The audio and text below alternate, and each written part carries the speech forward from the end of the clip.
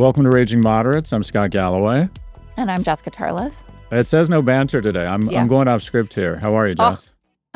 Oh, just for that. I'm good, Scott. How are you? Yeah, good. Where do I find you? Because that is not home. I'm in Hamburg, Germany, for this big conference called Online Marketing Rockstars, where at the end of the war, I think it was the first place we did. Did the RAF do firebombing here? They dropped incendiaries and basically lit the city on fire. 400 German servicemen were killed and 44,000 civilians. And they've rebuilt the city. There's a lot of old money here. And the juxtaposition of like this industrial town with big cranes and waterborne factories or water-based factories with all these brand new steel and glass condominiums. It feels like Karl Lagerfeld exploded into a city.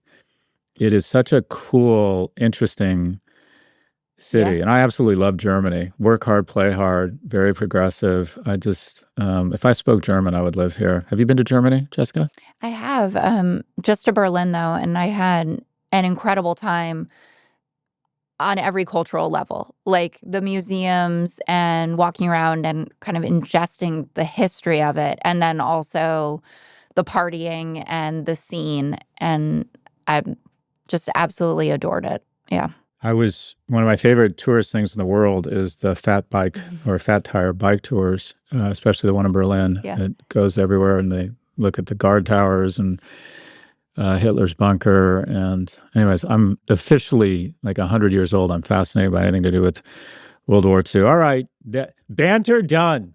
In today's episode of Raging Moderates, we're discussing the economy is 1 quarter away from a possible recession. Mike Waltz gets pushed out.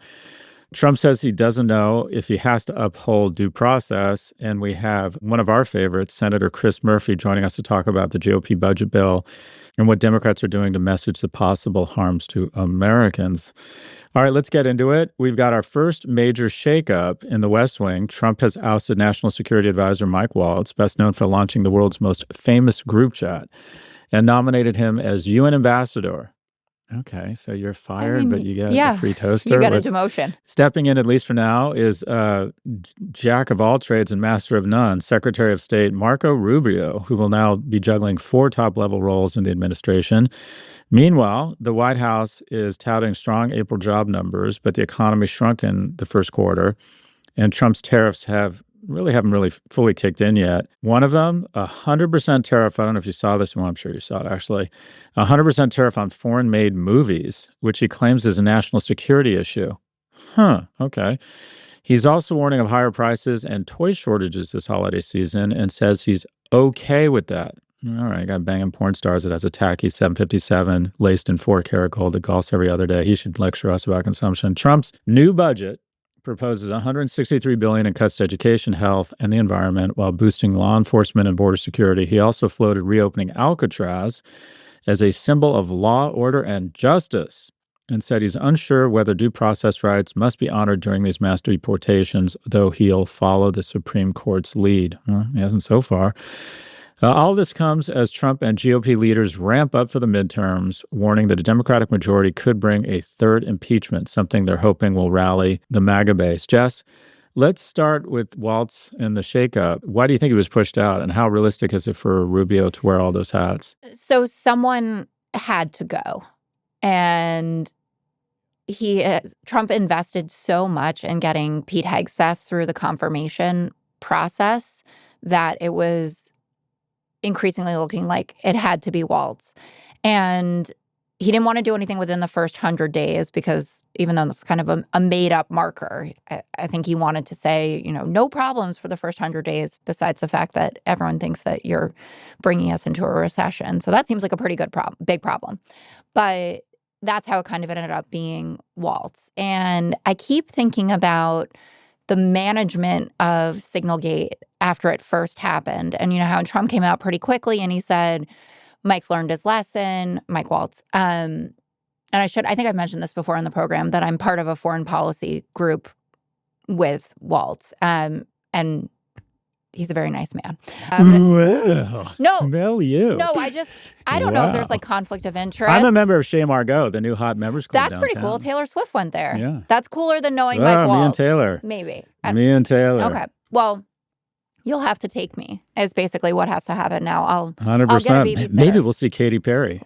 Is that Anyways, go exciting ahead. now? She's not. Have you seen the weird dancing videos? She's not that good. I'm convinced she was replaced with someone on the way back. Like a robot? I don't think that's her. No, some alien. There's something going on there. Something bad is happening. Anyways. But Waltz, so he got Trump's sign of approval where he said, you know, Waltz is safe. And then he went on television and he went on with Laura Ingraham and he had a pretty testy interview. She was pushing him pretty hard about it, mostly about how was Jeffrey Goldberg in your phone in the first place. And we know that the mix-up was that he thought he was putting in the trade representative, Jameson Greer, with the same initials as Jeffrey Goldberg.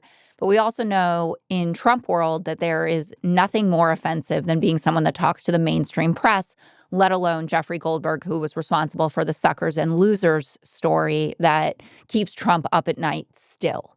He's so mad about that and how it kind of turned public opinion as to how he feels about those who have served, even though we know what he said about John McCain from the start. So it was pretty obvious what he thought. But it was interesting looking at Waltz being pushed out, and he was given some options, some ambassadorships. He could have been the ambassador to Saudi Arabia, for instance, or the UN job, which was supposed to be Elise Stefanik's. But because Mike Johnson has no margins, he had to keep Stefanik in her district, her New York district, so that they would at least have another vote because he thought it was feasible that they could lose that seat. But I was like, oh my God, does this all really come down to a cable news hit? And I think that it does. And that Waltz choosing to go on TV, even though he had already appeased his audience of one, and to essentially look like he was out there for himself, was something that might have just been sitting in Trump's craw for the last month or 6 weeks, however long it's been. And that when push comes to shove and he needed to get someone out, and Hegseth has had more scandals since then, more signal problems, has had to fire some of his deputies who he says are all, you know, liars and leakers, though he threatened a polygraph and never gave any one of them a polygraph, that, you know, would things have been different if maybe Waltz hadn't done that interview or seemed like he was more concerned with his own fate than the fate of the administration? Potentially. And that's what I was thinking about. What's your take? It's just so hilarious that they're not, you know, that the real sin here wasn't a breach of national security that put our servicemen and servicewomen at risk. And, you know, when you, as I've referenced before, if you get pulled over for a DUI, it means you've likely driven drunk an average of 80 times. I mean, what else has gone on here? I think it should have been Hegseth, but he likes the way Hegseth looks. He's been more combative on TV. I agree with you. And then the real crime was having the phone number, the contact information of who's seen as a progressive journalist. That was the real sin. So they needed a blood offering. I actually got to say, I don't think it's gotten much attention. You know, I think they kind of accomplished what they wanted. I don't like that. I think it's poor leadership to say, oh, here, you go do this now. I just thought that was, and UN ambassador, talk about, that's like what they did with Carrie Lake. Now she's in charge of Radio Free Europe as they cut funding for it. It reminds me of, did you ever see the movie Broadcast News with William Hurt and Holly Hunter? Just a wonderful film. And Julia, I forget her name, she played a Bond girl. She played Holly Goodhead in one of the Bond films. And she was in the movie Broadcast News, and she's a competitive threat for William Hurt's affections to Holly Hunter. And Holly, who's the assigning producer, basically sends her to do stories in Alaska. So she still has a job, but she's in Alaska. I feel like Carrie Lake and now Mike Waltz are in Alaska, if you will. Childs? Lois Childs? Is that it? Yeah, I was going to say Julia Childs, no, but Lois Childs, yeah. Do you remember her? Yeah, but she was Dr. Holly Goodhead. That's right, Dr. Holly Goodhead. But anyway, she was I'm lost. All right, anyway, keep going. She's in Broadcast News. Okay. She plays a reporter. What I was asking. Anyways. Okay. Laura Loomer, who, you know, self-describes as an investigative journalist, but is really just a crackpot. And Trump loves her, and they've had to get her away from him, essentially, because she fills his head with even more craziness. Apparently played a key role in Waltz's ouster. And her big thing is that Trump, in order to effectuate his agenda, needs to be surrounded by true believers. And Waltz is not a true believer. He's a convert. And Marco Rubio is a convert as well, though it seems like he's making the cut in very serious ways now that he has like 4 jobs or something like that. But Laura Loomer, she posted on X after Waltz was kicked out and just wrote Loomered.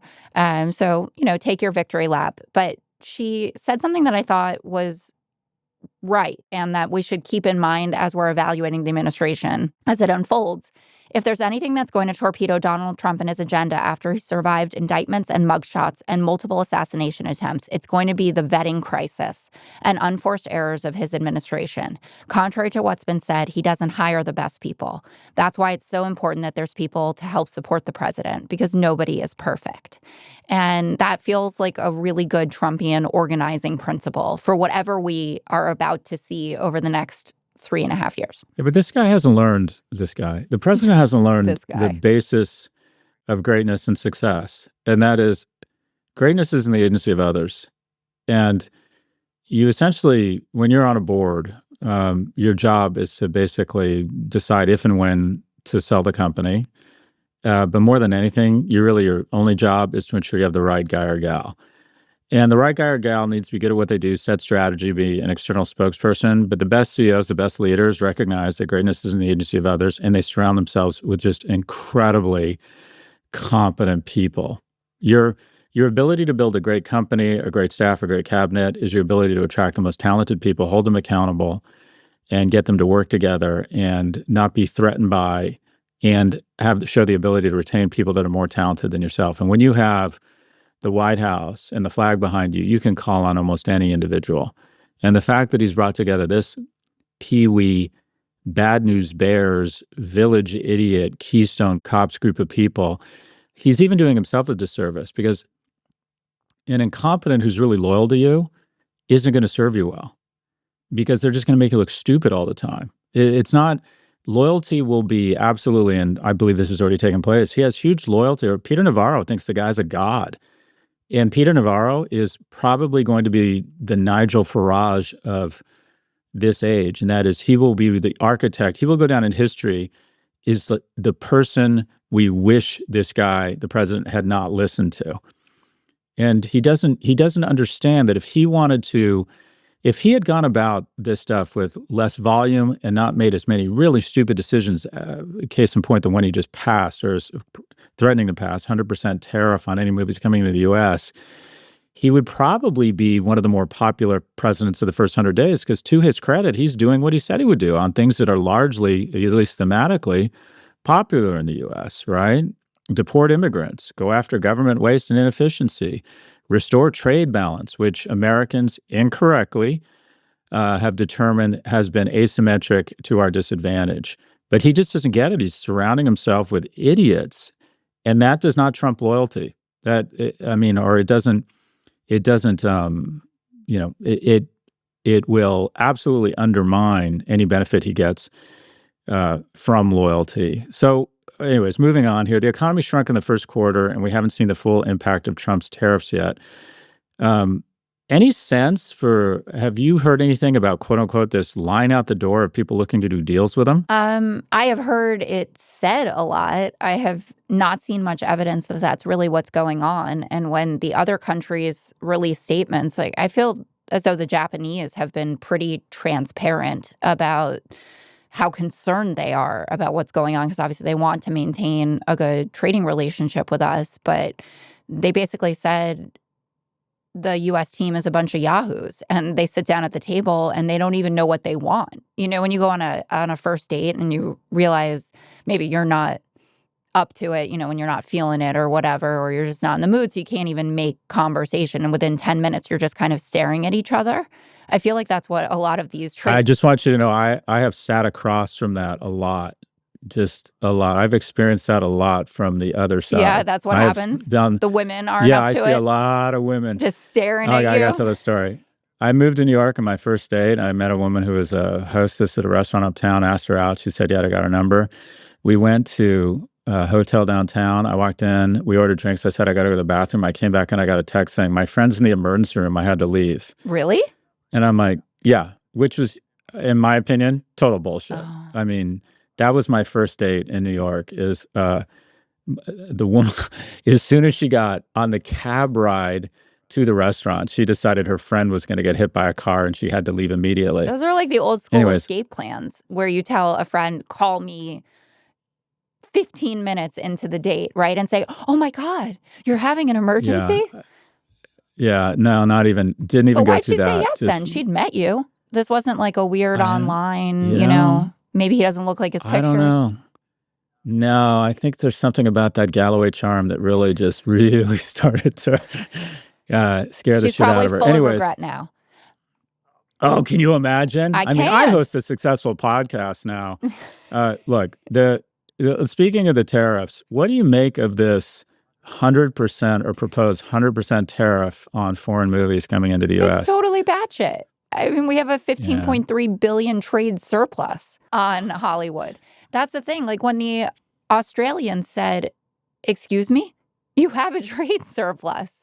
And I think it was Senator Warner was asking Jameson Greer, the trade representative, about that in particular. And he said, well, how does this make any sense if we have a surplus? If his idea is that we have to be even Stevens about everything. And the trade representative had no answer because there is no answer beyond Peter Navarro was the only one who satisfied this tariff itch that Trump had. And I don't know if you saw in the Wall Street Journal, so we're recording this on Monday morning, Scott Bessent has an op-ed out. So now he's trying to do damage control. And he's defending the strategy. He says Trump has this coherent three-pronged strategy that will benefit Main Street because their obsession is saying that this is for the little guy, tariffs, tax cuts, and deregulation. And to the average Republican, that does sound good as long as the tariffs aren't the way that we're doing it. They love tax cuts and deregulation.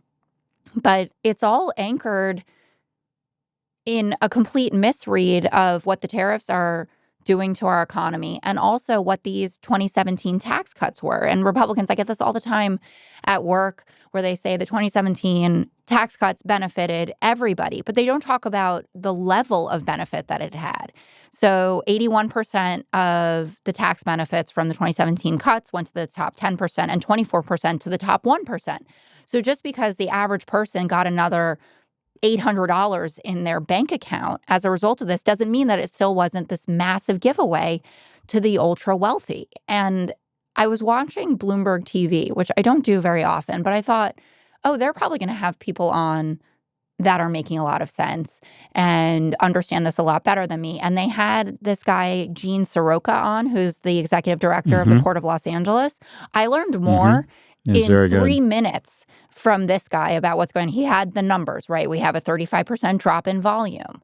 We are going to go under a hiring pause. The truckers are going to be decimated because of it. The dock workers, we don't know what's going to happen there. 5 to 7 weeks, the retailers are saying that you're going to have shelving problems.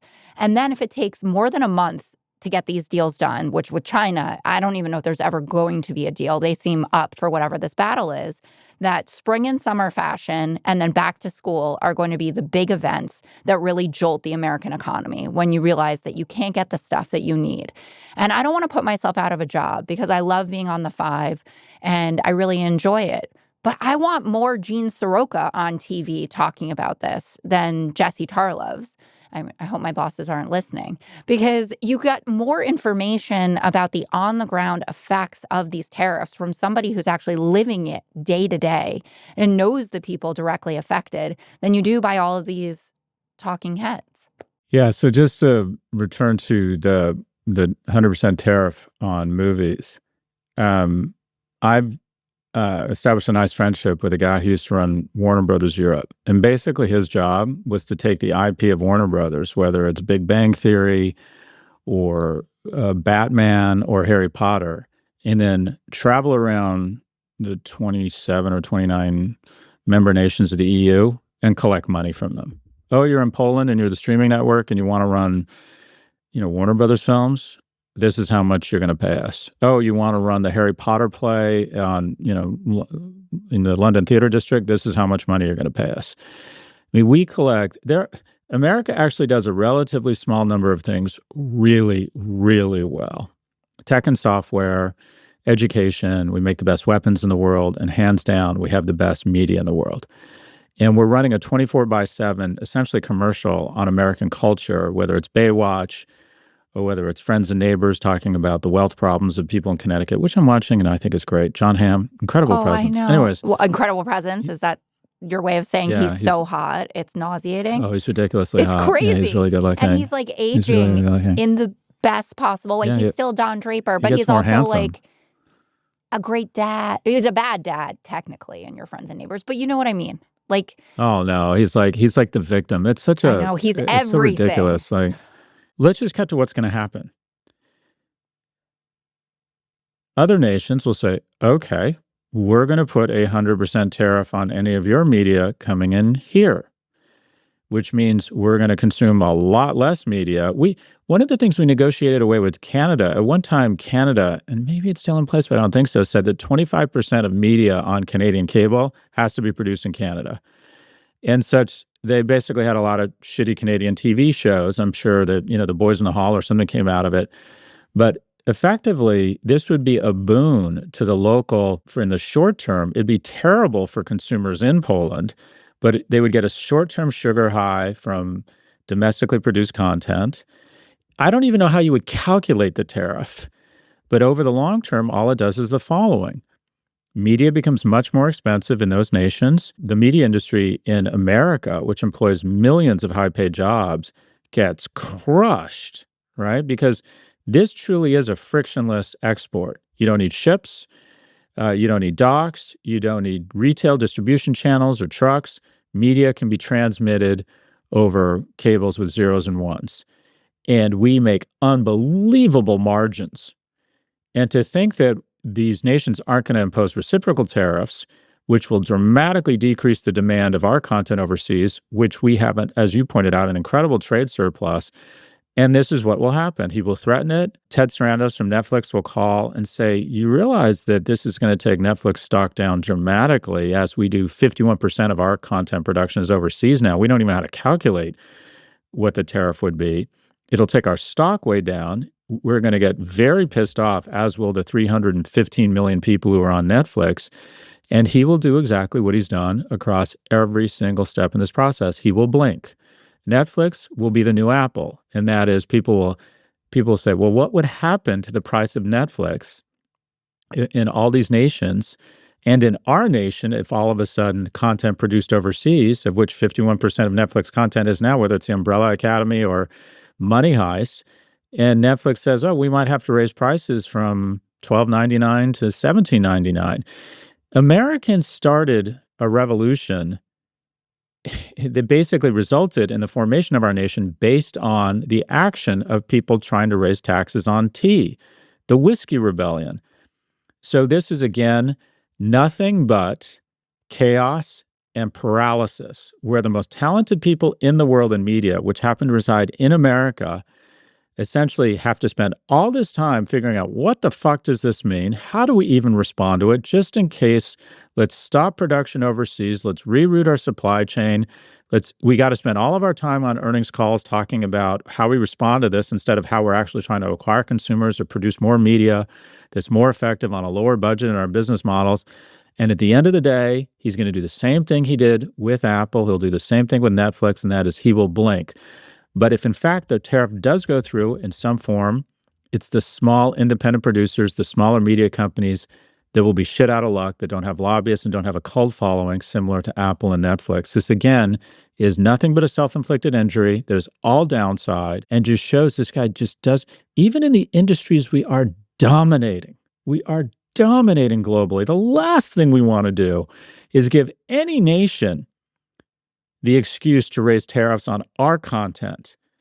And this is one of the things we have negotiated tooth and nail, our trade representatives, is that we have ensured that if we produce great IP, which we produce the best in the world, when we produce Fast and Furious 12, that Czechoslovakia can't decide to start tariffing it.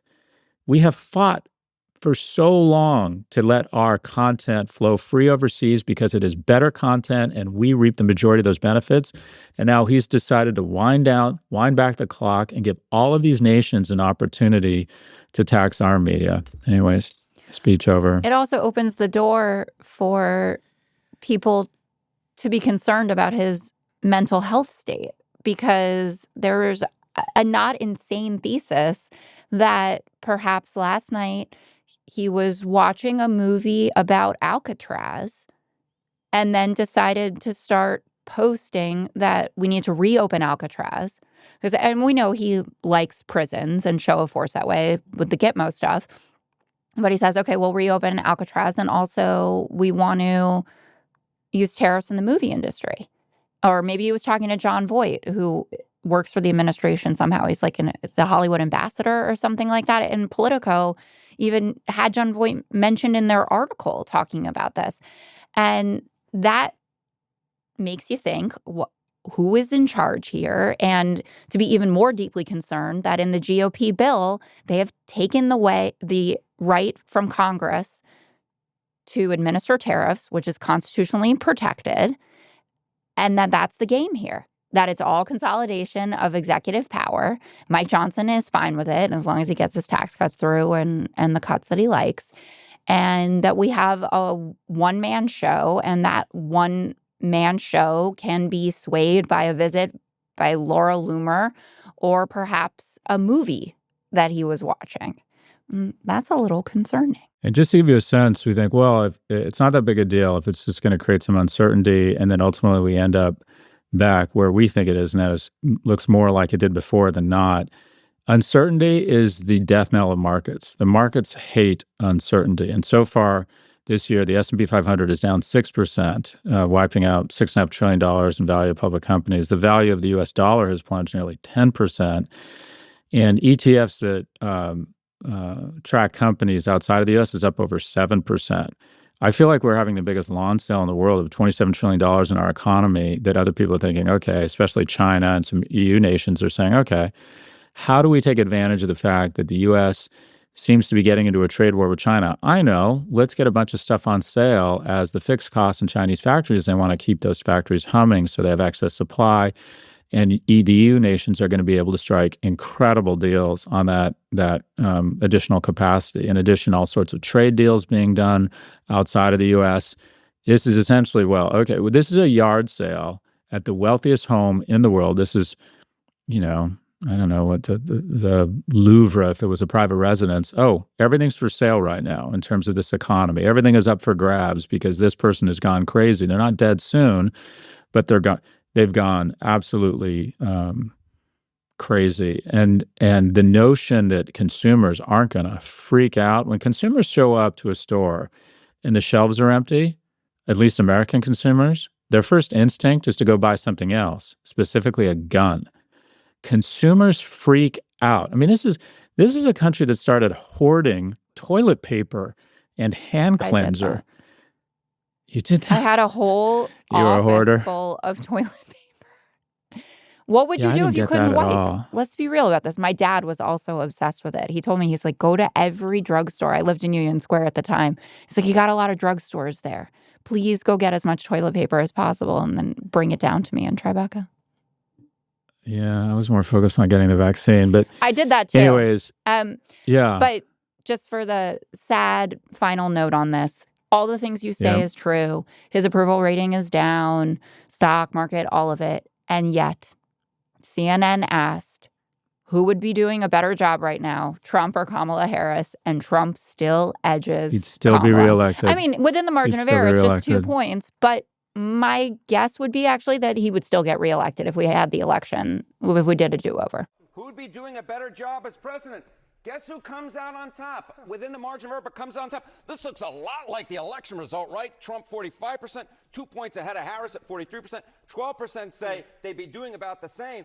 But this is the key nugget here. It's not just about regretting that vote. It's literally saying who would be doing the better job right now. And Trump continues to score a higher percentage of the vote than Kamala Harris. This looks a heck of a lot like the election result. We have just seen this in poll after poll after poll. I watched, I don't know if you saw anything from the Berkshire Hathaway Agora, where they all get together, and basically it was kind of a farewell to a great American, Warren Buffett. And he was really prescient in his comments. He said that you want the world to be prosperous, that when other nations do well, we do really well because we make fantastic products. And when they have more money, they buy more of our products, and it's an upward spiral. And one of the problems with this administration in terms of mentality that is just not prosperous or foots to the age is that they approach everything as a zero-sum game, that if another nation is prospering, it must be bad for us. And China's ascent into the global economy as a kind of a tier one nation has been great for us. And you might say, well, it's not great for us. Only 3% of clothes in America are manufactured domestically. How can that be a good thing? Okay, in the last 40 years, on an inflation-adjusted basis, the price of clothing has been cut in half, which means Americans can focus on manufacturing things with much higher margin, I don't know, chips, media, and with that additional gross margin, by focusing on high-margin products and additional profitability, we get to buy more shit. And at the end of the day, America is about rights. It's about defending our nation and giving people the opportunity to buy more shit. People don't come here. I mean, a lot of people do come here escaping totalitarian regimes or asylum. But the majority of people who come here because they want more shit. And what I mean by that is they want to have they want a more prosperous lifestyle. They want to be able to afford nice things for the kids. They want to take nice vacations. They want to have a nicer car.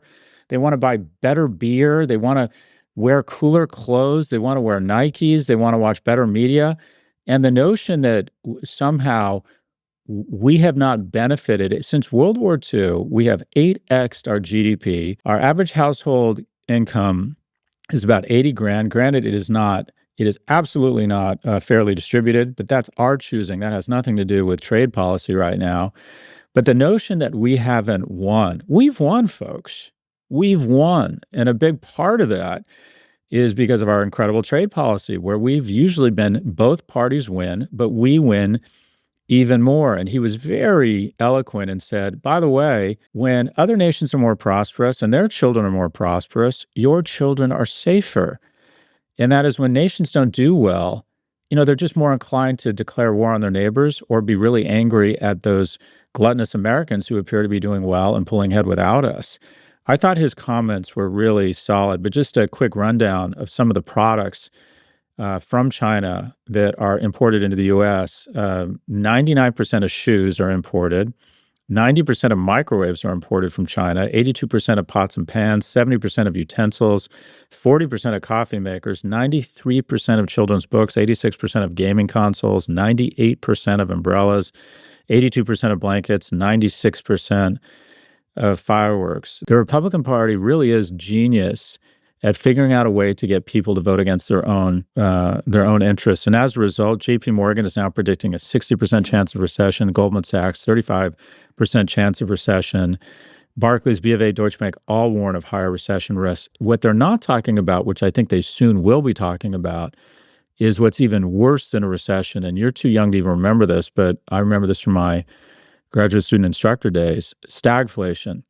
And that is traditionally when the economy slows, interest rates come down because not as many people are feeling confident, want to borrow money. So banks lower the cost to borrow money. People get more aggressive. It's sort of a self-healing mechanism. And then when consumers are trying to buy too much stuff and there's too many dollars facing too few products, banks take advantage of that and say, if you want to borrow money as confident as you are, you're going to have to pay us more. And then the higher interest rates temper or dampen the economy and bring inflation down. The worst thing in the world is where we're headed. And it's the following. And that is productivity goes down because the demand for our products from reciprocal tariffs decreases. So the economy shrinks. But at the same time, we're seen as a less sure bet. And capital leaves the U.S., driving up interest rates. So what do you have? You have interest rates going up, which further chases down slowing productivity. And you have something called stagflation. And we haven't registered that in so many decades, people don't even really understand the concept. But here's what it is. Stagflation is a bridge to depression. It is, recession is a fucking Easter party compared to stagflation. That's the worst of both worlds. And it strikes me that essentially these tariffs and so far the economic policy are effectively said, how can we bring back stagflation? How can we bring back measles and rubella and stagflation? I've got an idea.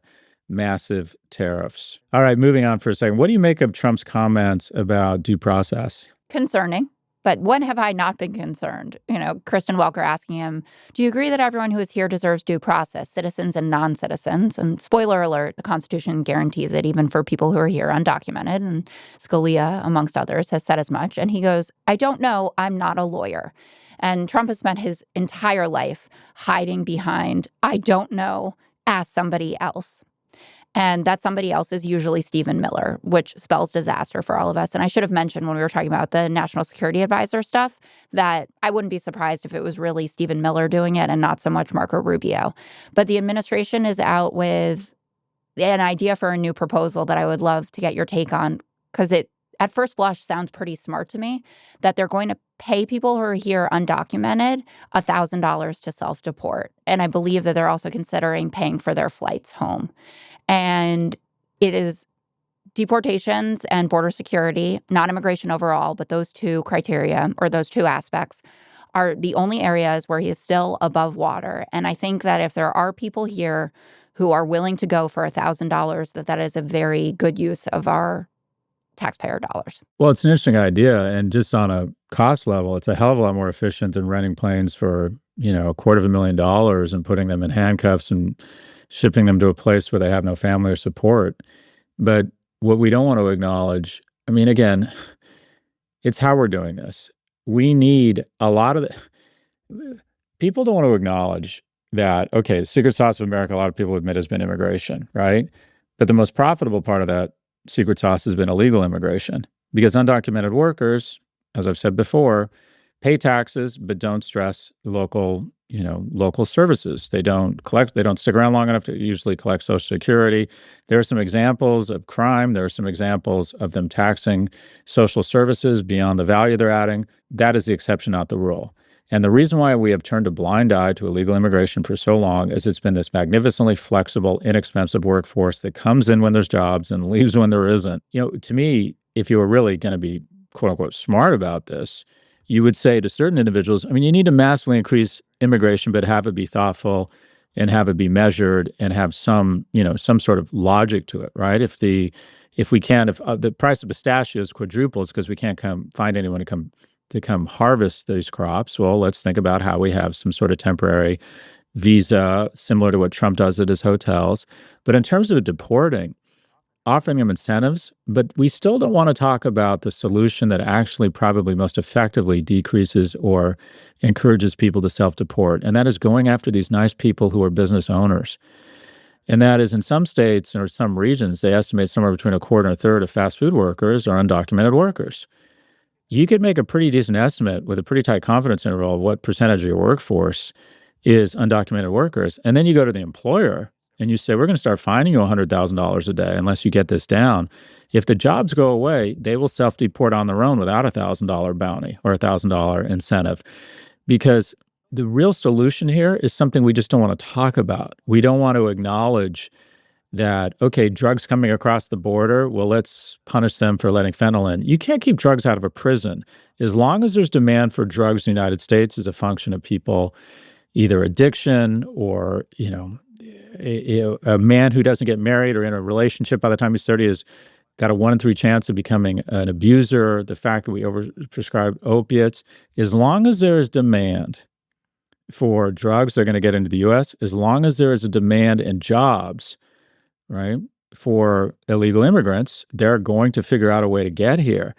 Now, to their credit, it does seem like immigration has dramatically just cauterized or stopped. I think that's a good talking point for them. Are they going way too far? Are we probably going to see a massive hike in inflation? I absolutely think, that's coming. But let me put it this way. I think that's the least bad idea they've had in a while. What do you think? Yeah, that's how I feel about it. And listen, I perhaps got too excited that it was something that didn't sound insane to me. And so I said, I think this is a good use of our taxpayer dollars. I don't know. I need to see what the plan is fleshed out. But they are doing well with, frankly, putting the fear of God into people. And folks are self-deporting. Border crossings are basically nil at this point. You don't see any action on the southern border. And this was a key promise that we would get people out of the country who are here illegally. Now, I want the asylum system to continue to work. Everybody deserves their due process. There are innocent people in a foreign prison essentially serving now a life sentence that the El Salvadorian president isn't even comfortable with. That's how depraved what the American administration has done, that Bukele is uncomfortable with it. That said, $1,000, when you look at the cost and how overburdened our immigration system is, we don't have enough judges. We don't have enough lawyers for these people. I think maybe if it can help the process along for folks who are on the fence about whether, not literally, you know what I mean, the fence, the border fence. Anyway, about whether they should stay or go, that this is something to explore. It's just so funny. In some nations, they pay people to actually come there because they need labor. It feels as if the administration has somewhat snatched defeat from the jaws of victory, because had they not had this El Salvadoran stupidity, most Americans agree with a pretty hardline approach. And the results, I don't think you can argue with that. The results have been dramatic, right? It's like, okay, it's one thing to break a few eggs. It's another thing to like burn the village to save it, right? To totally go after due process. And some of these stories really are heart-wrenching. Okay, let's take a quick break. When we come back, our conversation with Senator Murphy. Stay with us. Support for the show comes from the Freedom from Religion Foundation. Have you ever been on a road trip when one person insists on controlling the music? You're just trying to enjoy the ride, but now you're stuck listening to nothing but their favorite band. No discussion, no compromises, just their way or the highway. That's kind of what's happening with Christian nationalism. Some folks want to take over the radio dial and make everyone follow their beliefs. But this country was built for everyone, not just one group. That's where the Freedom from Religion Foundation comes in. Think of them as GPS keeping church and state in separate lanes, just like the founders actually intended. So whether you've always been secular or have left religion behind, if you don't want someone else dictating the trip for you, the Freedom from Religion Foundation has your back. Go to ffrf.us/freedom or text my first name, Scott, to 511-511 and become a member today. Text Scott to 511-511 or go to ffrf.us/freedom. Because when it comes to freedom, we all deserve to choose our own route. For membership information, text Scott to 511-511 today. Text fees may apply. Support for the show comes from Grunes. If you're looking for a new tasty nutrition solution, then look no further than Grunes. It's a convenient, comprehensive formula packed into 8 gummies a day. Grunes isn't a multivitamin, a greens gummy, or a prebiotic. It's all of those things, and then some, at a fraction of the price. Their daily packs contain 8 gummies because you just can't fit the amount of nutrients they do just into one gummy. Generic multivitamins only contain around 7 to 9 vitamins, but Grunes have more than 20 vitamins and minerals, plus more than 60 whole food ingredients. They actually provided us with a bit of science to explain what makes Grunes different. Basically, 30% of the population has a gene that messes with how they absorb vitamins. But Grunes is methylated, which is a fancy way of saying their vitamins like B12 and folate can be absorbed by your body. Methylating is an expensive option for a lot of other companies, but Grunes is looking out for you. Plus, they're vegan and free of nuts, dairy, and gluten, and they're made with no artificial colors or flavors. Get up to 45% off when you go to grunes.co and use code PROFG. That's GRUNS.co, using code PROFG for 45% off.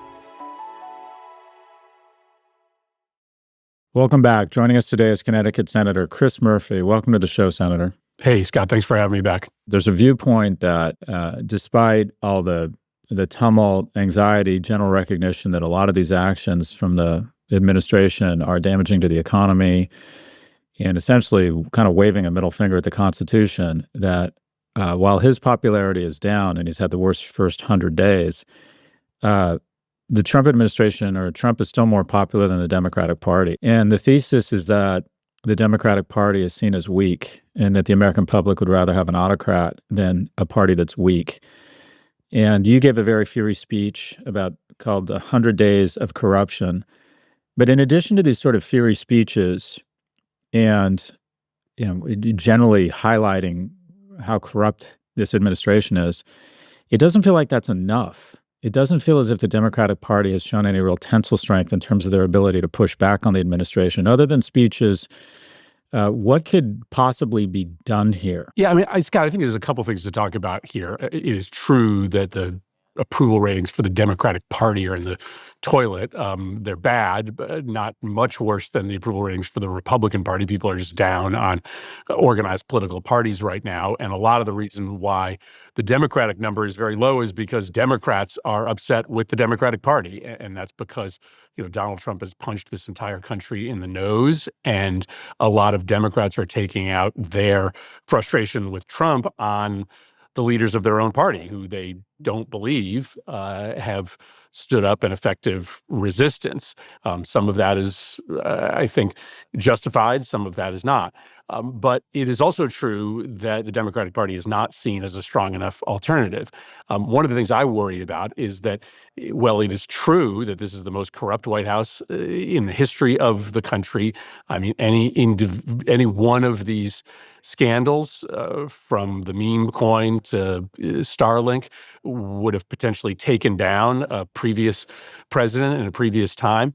The Democrats aren't really seen as a credible anti-corruption messenger, for a couple of reasons. One, because we weren't really serious about taking out corrupt members of our own party, but also we don't really talk with enough volume about the ways in which we would clean up government if we were put in charge. When I started out in politics 25 years ago, campaign finance reform, getting big money, corporate money, lobbyist money out of politics, that was a top 2 or 3 issue for Democrats. Somewhere along the line, we stopped explaining, and maybe we stopped caring as much about unrigging the democracy. Our sort of democracy talk became voting rights talk, which is really important, but that's actually not the thing that sort of scratches the itch that most Americans have today, which is the influence of billionaires and corporations inside politics. So I think, some of the low approval ratings for Democrats are just a function of sort of the first 6 months of the Trump administration and people taking out their anger against anybody, including Democrats. But some of it is because we just don't talk enough about, what we would do to unrig the democracy if we were put in charge. And people aren't going to really listen to our message of Trump's corruption unless they really believe that we're serious about changing the rules so that there's less corruption. So in addition to being taken seriously about being effective change agents, in terms of just our ability to kind of arrest or cauterize what a lot of people think is sort of an undoing of the post-World War II order that will take years, maybe even decades to repair, I thought we hit a low point last weekend when, in response to Kristen Welker's question along the same line, Senate Minority Leader Schumer said that we had sent a strongly worded letter to the president.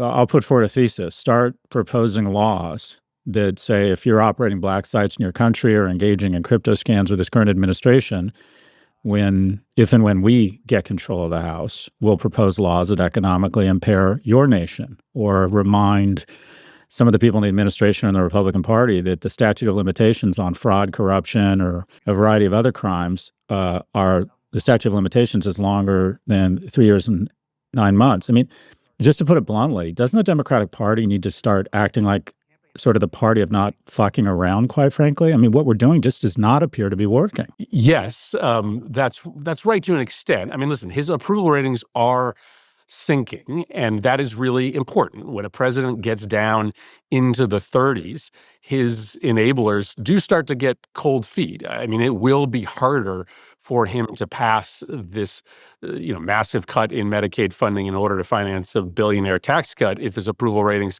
are at 35%.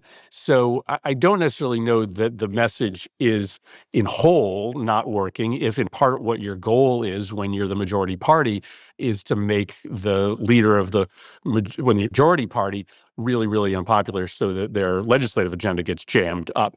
But yes, we have to be more willing to engage in risk-tolerant behavior, and we have not. I mean, part of the reason that, I argued that we should be willing to vote against that Republican continuing resolution was to show that we are not going to be complicit with Republicans on a budget that they wrote without any Democratic input. The reason why I thought we all should have skipped the State of the Union speech is because that would have shown a level of seriousness about not wanting to legitimize his corruption and theft. And you're also probably right right? That we're going to have to be clearer about the legal consequences. Should somebody who's on the level eventually get into the DOJ for the people who are blatantly violating the law.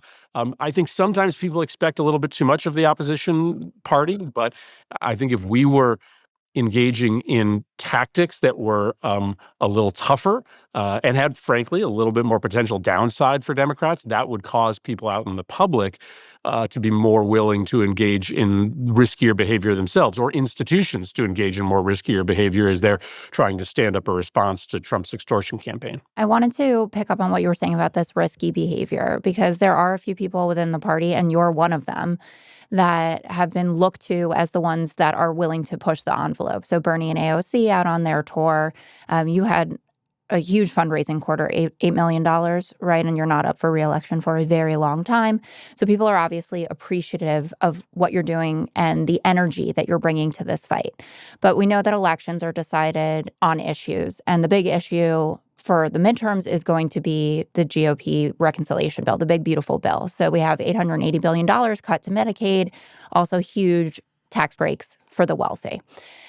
How do you think that Democrats can effectively message what it is that this administration is doing? If wealth inequality is a huge issue for them, this is it, signed, sealed, and delivered, wrap it up in a bow. There is no clearer indication that Main Street is irrelevant to them than what this bill has in it. So what's the plan? Well, the plan has to be to not be distracted, and that's tough.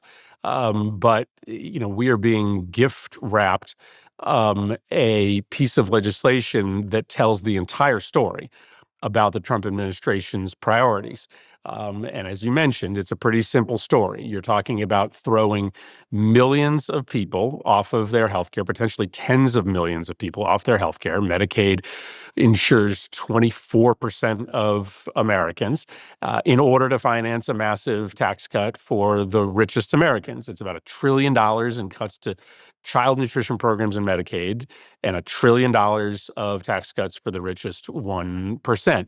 And so that's a story we need to tell over and over and over again. And the best result here is, frankly, to stop it from ever becoming law. And I think we have a really good chance of doing that. Nobody thought that we were going to be able to stop the repeal of the Affordable Care Act in 2017, but we did. But they still paid a price for it. They got walloped in the midterms because people didn't really care that it didn't pass. They just saw loud and clear what their values were, which was to, at the time, throw 20 million people off their health care. So we needed to dual track this, try to kill this bill, but also message it in a way that even if it disappears, they have to own the space. And I think it's okay to still talk about the assault on democracy, because I would argue it's all the same story.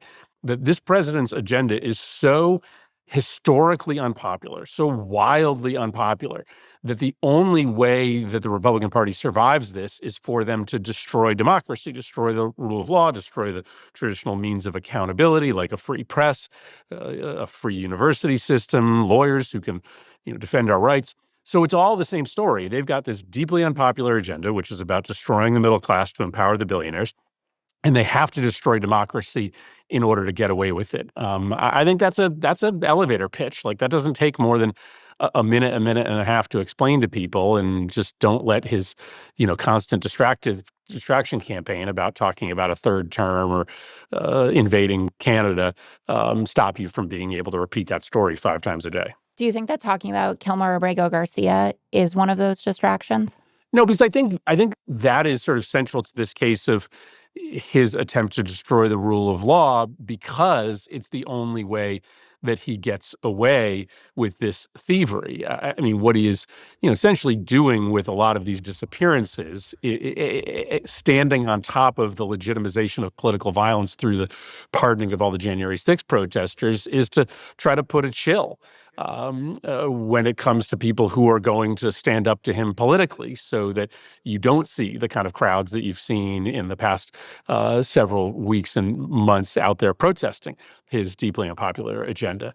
And I think, that there is deep crossover potential in a way that maybe is unexpected on issues like Abrego Garcia that dovetail pretty nicely with the crossover message on stopping the cuts to Medicaid. It turns out there are actually a lot of pretty conservative folks out there who don't want any of this. I've said to folks, a lot of the people who voted for him thought that he was serious about lowering costs, and he wasn't serious when he talked about being a dictator.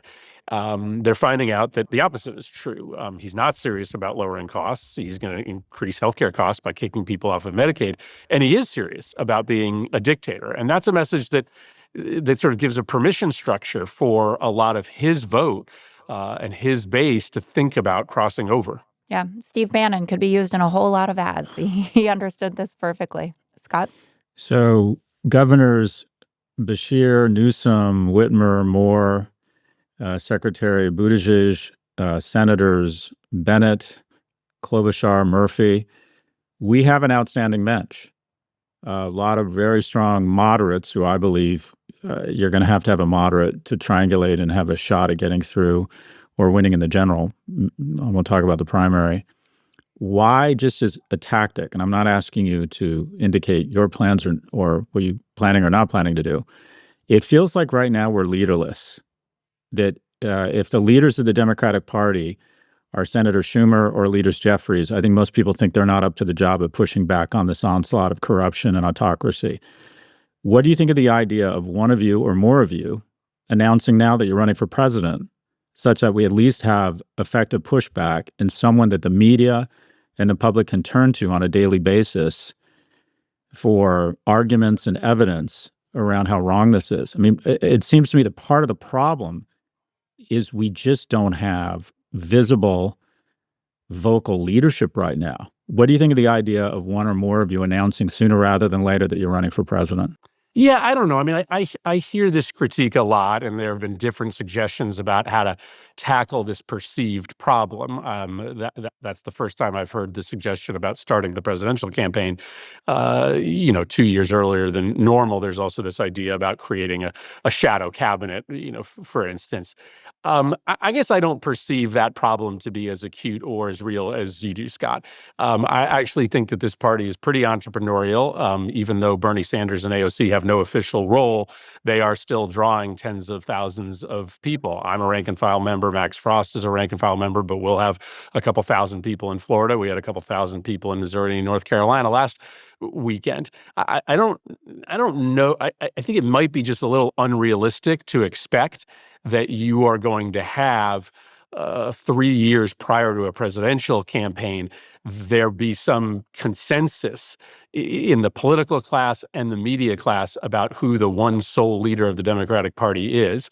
Posit for a second that, one of those high-profile names did jump out and declare their presidential aspirations really early. Well, that might mean that the others do the same, and then all that you have now is dem-on-dem violence. You just have, a presidential campaign starting way earlier than it should, instead of all of our energy being trained on explaining the corruption and the thievery in the White House. So I don't see this as big a problem as it is. I think what you're frankly seeing is a lot of folks rise to the moment and get amplified voices and bigger stages that might not exist if you had some early contest to decide who the one person was that is the legitimate anti-Trump voice inside the progressive movement. All fair points. So one of the strategies that the administration or President Trump has deployed that I think has been very effective, straight out of the GRU's handbook, of flood the zone. So many outrageous things every day that you're flat-footed, don't know what to respond to, enter into a state of paralysis, end up running after things that aren't that important. And it feels as if we do need to focus on a small, finite number of issues in a very forceful yet dignified way. One, do you agree with that? And two, if you in fact agree with that, what would be Senator Murphy's one thing, if you could only talk about one issue that you think the Americans should be focused on in terms of how the administration is bad for America, what would be that one issue for you? Yeah, listen, right now it's this budget bill that proposes the most massive transfer of wealth from the poor and the middle class to the rich in the history of the country. It tells the entire story about the values of this party. They are trying to hand over our government to the billionaire class, and they are willing to run over regular people to get there. It exposes him as a false populist in a way that no other issue does. But as to kind of the tactical way that you deal with how he floods the zone, you have to flood the zone in return. You have to create as much content as he does. And that is a legitimate debate inside the party right now. There's a feeling that, maybe we should just sort of sit back and, let them destroy themselves, that we shouldn't be acting every single day with fire-alarm urgency because that kind of wears people out. I actually don't think that's true. I think we have to put just as much content out there every day as he does. I think it's okay for us to sort of have our hair on fire on a daily basis because the country is literally, the democracy is under daily assault. And as long as we stay, pretty laser-like focused on that transfer of wealth, the cut to Medicaid to finance the tax cut for millionaires, I think we're on pretty safe ground. You mentioned being out with Max Frost at town halls in Missouri and in Florida. And I'd love to hear a little bit about what you saw there on the ground. But also, by doing it with Max Frost, who's the youngest member of Congress, you implicitly blessed this next gen, which I think is so important in the conversations that we're having right now about people being too old for these roles, not passing the torch soon enough. And someone like Max Frost understands flooding the zone because that's just how a 20-something operates, right? I wake up, I get on my phone. Not me. I'm a 41-year-old. But Max Frost wakes up and he starts posting because that's just what's built into his DNA. And that feels like a natural way for us to be combating flooding the zone where it doesn't feel like you have a 75-year-old in their car, yelling into the abyss to create a video. You have someone like a Max Frost or an AOC doing this. And it's like inherent to who they are. So can you talk about your town halls and also bringing in the next generation in a substantive way? It certainly is about volume, and you are right that this generation, doesn't think twice, about posting dozens of times a day. That's just how online communication works. And it's important for the older generation to understand that. Second, it's about authenticity. It's about removing the filter between you and your constituents and the voters. And Maxwell does that. I do that. But most sort of high-level politicians, governors and senators, still have that filter, still vet their communication through their communications staff. And voters, because so you don't, you post without approval? I don't. Yeah, I mean, I don't. So Cool. the feed that I control is my Twitter feed, and that is just me. Nobody sees those tweets before I send them out, and that provides sort of the foundation for most of my other content. But voters are savvy today. They now know the difference between authentic communication and non-authentic communication, in part because they've watched Donald Trump show the country what authentic communication full of mistakes looks like. The town halls are amazing. Any Democrat can show up anywhere right now, and you will have thousands of people coming out. I think it's really important to be in Republican districts, in part because if you are trying to build a true national movement, you have got to sort of show that even in the red parts of the country, folks are having second thoughts. And so if you're just having big turnouts in blue states, that doesn't really ultimately move the needle. So I don't think it's coincidental that, once we started to see red states turning out, like what Bernie did in, Idaho, and I think he was in somewhere in the Mountain West other than Idaho, you started seeing Trump's approval ratings, move down into the low 40s because Republican or prior Trump voters looked around and they said, oh, I guess others who voted for Trump, others who live in places that look like the place I live in, have the same misgivings that I do. So that's why Max and I have been primarily going only to Republican districts, and I think we'll continue doing that. Yeah, you see it's pretty rough out there, even for like Chuck Grassley, and I feel like his constituents love him, but they can't help but be upset at what we're seeing. I'd love a little bit of a background perspective on how your Republican colleagues are feeling. I know what they say to the cameras, but Are they feeling as tense about this as I would imagine they should be? So I have a little bit of a different perspective than a lot of my colleagues do on Republicans right now. I really worry that we're giving Republicans too much credit. This idea that they know what the Okay. right thing to do is, and they aren't doing it because they are scared of Donald Trump or scared of losing an election. I think way more Republicans than you think have in their heart given up on the project of democracy. This work to undermine democracy inside the Republican Party, that's been, handled and midwifed in part by the pseudo intellectual infrastructure that surrounds MAGA. It's been ongoing for a decade. It's deep. It's serious. And so, especially in the House of Representatives, I think the vast majority of Republicans there are absolutely willing to give up on elections if that guarantees Republicans rule forever. Many Republicans, most Republicans in Congress, have come to the conclusion that progressives writ large are an existential threat to the nation. And so their number one goal, their mission, is to stop Democrats from ever ruling again. They'd like to do that without destroying democracy, but if that's what it takes, then they're willing to do it. I just think you have to understand that instead of living in this world where, they're all really wringing their hands about what Trump is doing to our democracy, and they just, can't say it out loud because they're so afraid of him. In the Senate, yes, there's, a good group of maybe 15 to 20 who do know what he's doing is wrong.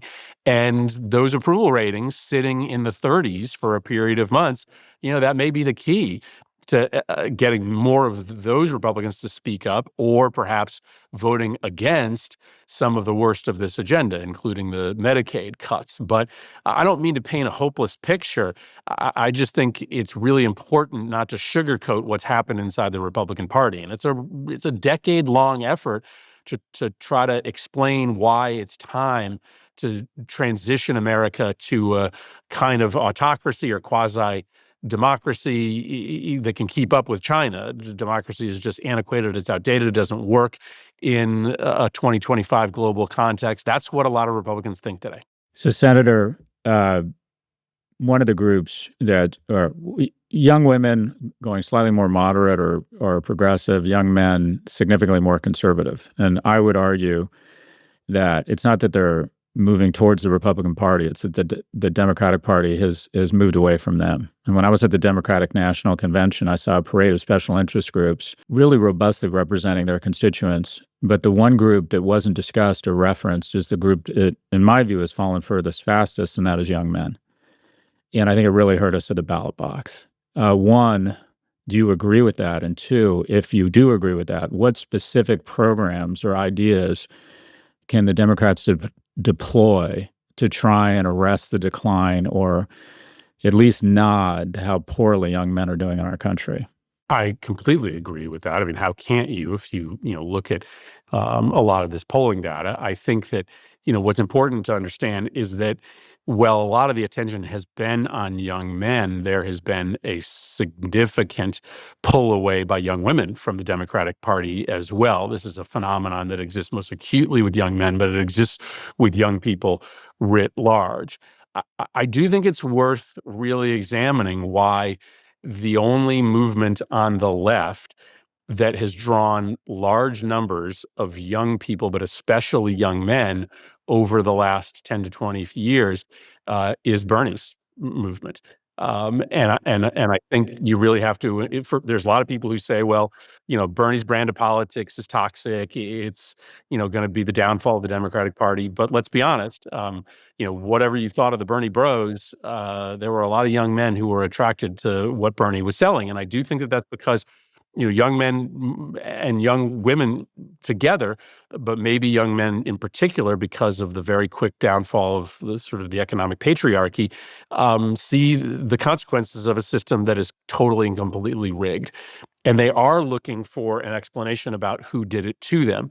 For young men, the conservative movement says, well, women did this to you. Women did this to you. Their rise in the workforce, combined with the Me Too movement, has been the source of your unraveling and undoing.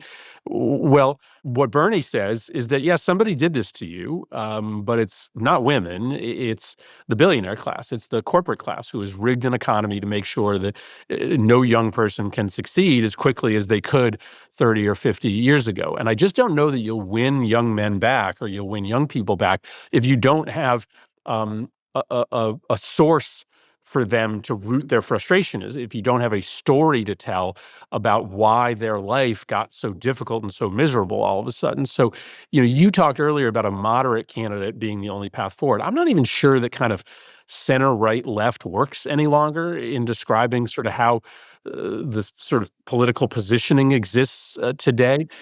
I think you probably win with a candidate who is more big tentis on social and cultural issues, who is less judgmental about people who may not, think the way that most progressives think on climate or guns or gay rights, but is pretty populist on economic issues, is willing to sort of call out the way that corporations have rigged the economy and have some pretty big solutions, especially for young people, about how their life is going to get better much more quickly. Sherrod Brown was a loss on a whole host of levels, but you're basically describing him in what you just said. Yeah, and Sherrod, Sherrod's bona fides on choice and gay rights, on climate, right, rock solid. But like Bernie, Sherrod just chose to spend 80% of his time talking about an economic message. And B, I think the perception in Ohio, even though he lost, was that he was less judgmental of people who thought differently than him. And, we have applied these litmus tests. We just have as a party. And, we let the online left engage in a pretty regular shaming of anybody who isn't inside the conventional orthodoxy. And I think in the past, I've been a part of that. I think a lot of us have been a part of that, either in taking part in it or looking the other way when it happened. And when I think about how the Democratic Party recovers, I don't necessarily think it's in sort of becoming more moderate on economic issues. I think it probably is, confronting the failure of neoliberalism pretty directly, but it probably does mean becoming less judgmental and less preachy on the non-economic issues. So if we were a household, we're taking in $50,000 a year, we're spending 70, household debt of $370,000, that when we die, our kids will assume that debt. We're either going to have to, it appears to me, raise taxes or cut spending. And the answer is probably both. And I'm now of the mind that probably the only way to substantially decrease spending would probably be to attempt to really go after healthcare costs, which is the biggest part of our, biggest consumer economy, our biggest consumer spending item, with terrible outcomes. One, do you agree with that? And two, how could we in fact address a healthcare system where we spend 8 times more for Humira or Ozempic than other nations, and where hospital systems have figured out a way to make pricing totally non-transparent? It just feels like Washington, quite frankly, has just been weaponized by the healthcare industrial complex. And as a result, we have worse health outcomes for more money. How would you address healthcare costs? So this is at the heart of the corruption story, and it's a bipartisan corruption story. This town is owned by the healthcare industry, and that's been true for 30 years. The reason healthcare costs are so high in this country is because the for-profit healthcare industry has been able to rig the rules so that they are able to collect a large amount of the total dollars spent in healthcare, whether it be, on the private pay side or on the Medicare and Medicaid side, and keep it for profit returns to shareholders or massive CEO salaries. It's just not a coincidence that America, is obviously spending twice as much as other nations on a per capita basis, and we don't utilize the power of the federal government to control and regulate prices. So there's no way ultimately to solve for this problem, the massive amount of money that the government spends on healthcare, without the government getting involved in helping to curb the amount of profit that the drug industry, that the hospital industry, that the hospice industry is making off of healthcare. And it's frankly a really critical moment right now, because you are now seeing the sort of private equity game in healthcare at scale. And, the for-profit hospital companies and the drug companies, they are thieves, but at least you can kind of see the thievery when you get to the point, 5-10 years from now, where half of the, healthcare system is owned, by third parties, by private equity or hedge funds, and you can't even see the ownership structure. It makes it a lot harder to kind of understand how to pull the levers to try to keep costs down. So, part of the reason that I think Democrats haven't done as well as we should when it comes to healthcare is that our ideas are too small. We talk about, our prescription drug policy for a long time was, bulk negotiating the price of the top 10 prescription drugs, which is good policy, but it leaves people feeling cold. People want a hard cap on all drug prices. They want a limit to the amount of profit that drug companies can make. They want the ads off the air and all of that money plowed back into, prescription drug price reductions. So I just think the Democrats are going to, whether it's a single payer system or not, the Democrats are going to have to talk about the government getting involved in the healthcare system to limit the amount of profit that the private sector makes and passing along those savings to consumers. So speaking of big ideas, we of the G7 spend double what the other G6 spend on healthcare with worse outcomes, and most of them have nationalized or socialized medicine, whatever you want to call it. Would you be up for something along the lines of lowering the age eligibility of, say, Medicare by 2 years for 30 years and eventually having national health care? I'm certainly game for that. There's another idea that I prefer, which is a national Medicare buy-in, right? To put Medicare as an option for every single individual and every single business. It's not an easy thing because you'd have to price Medicare, into the private sector, but I actually have a piece of legislation to do it. There's other pieces of legislation out there. And so Medicare then would exist on every individual insurance exchange. Every business would have the ability to buy the Medicare plan for its employees. And it's a way to kind of test the idea. Okay, you think private insurance is better insurance, it's cheaper insurance, well, let it go toe-to-toe with Medicare. I think what would happen is very quickly individuals and businesses would choose to go on Medicare because it just is better healthcare for a lower price. And you'd have a very natural market-based transition away from what we have now to something that looks like, Medicare for all. And once Medicare had, 60-70% of the business, frankly, the other companies probably couldn't operate. So that to me is the big idea that, gets us to where we probably need to get to, but it does it through consumer and business choice, which is just a whole lot more politically easy than what Bernie is proposing, which is to just have a big legislative fight over requiring that everybody be on Medicare and banning private healthcare insurance. That's really interesting. It is I hadn't interesting. heard that. Yeah.